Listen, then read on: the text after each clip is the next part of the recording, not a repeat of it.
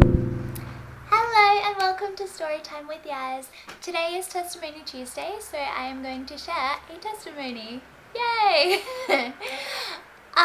So I actually wanted to talk to you guys about a testimony I have from when I was at worship school at Bethel last year, because it's pretty awesome what God can do when you simply ask.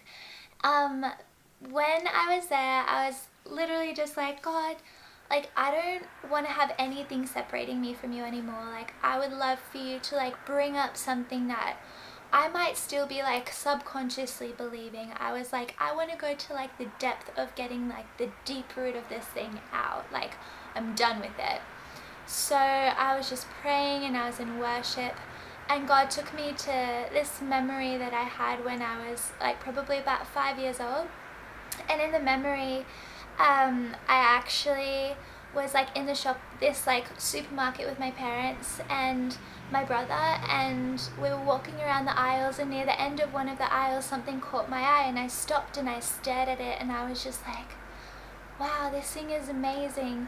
And I remember just being captivated by it, and my parents had all, and my brother had all like walked around the corner, and I didn't realize. And so when I finally came out of my moment that I was having, I like looked up and no one was there, and I was like, and I remember like running around the supermarket just being like, where are they, like I can't find them, and just eventually going to one of the staff members and being like, hey, excuse me, like I don't know where my parents are, can you help me find them? And I realized that like over the course of my life, many times I've been told like, you're not loud enough, or oh, like we couldn't find you because you were too quiet, or like, oh, we couldn't hear you because of this thing. And I realized that it made me feel like my voice was not heard and unimportant. And that's the moment where like those two lies completely broke off my life. It was really practical and really personal, because then God showed me that I actually had started to resent people who were able to use their voice at a bigger capacity than I could.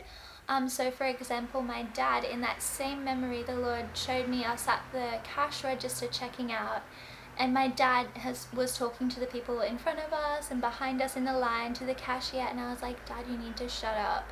And he was like, no, like, and I realized that everything that he said was actually always uplifting, encouraging, and beautiful. He was actually just like prophesying over them. And he told me like a couple of years ago that him and his friends actually used to like evangelize on the streets and stuff, and I just had no idea. So it was really cool that God could like break those lies off my life, show me what my dad's intention was in that moment, and then also kind of bring healing to like that part of the relationship that I had with him. So that was really quite a big encounter for me, to be able to go, hey, like actually my voice is valued. People do understand what I carry, and I'd always had an issue with people being like, oh, your voice isn't big enough, and I'd never really like quite grasped the weight of the lie that I'd believed about it. And so once I got back from worship school, I was like, you know what, I actually have so much confidence in who I am, my stories, and my voice now. And it's been, when I got back, I was actually like leading worship at one of our smaller locations, and the pastors there were like, the authority in your voice shifted when you stopped believing that lie. And I was like, yeah.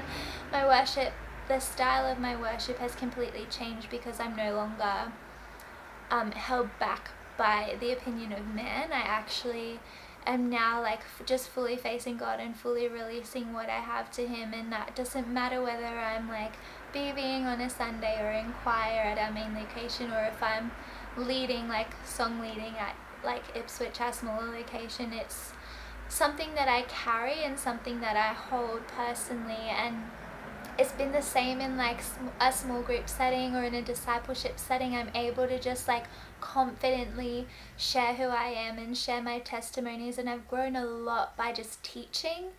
I think last year and a half for me since worship school has probably been like the most that I've learned, because I've been able to teach, and when you teach you actually get a deeper revelation and a deeper understanding than what you do when you don't teach. So that's today's Testimony Tuesday. If you have any questions or if there's any lies that you want me to help you pray for to break off your life, just comment down below, like, share, and just have a really awesome week. Have an encouraging week.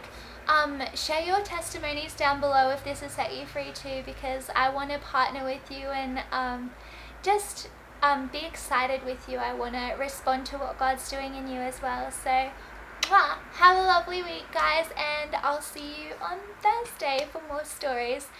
Bye!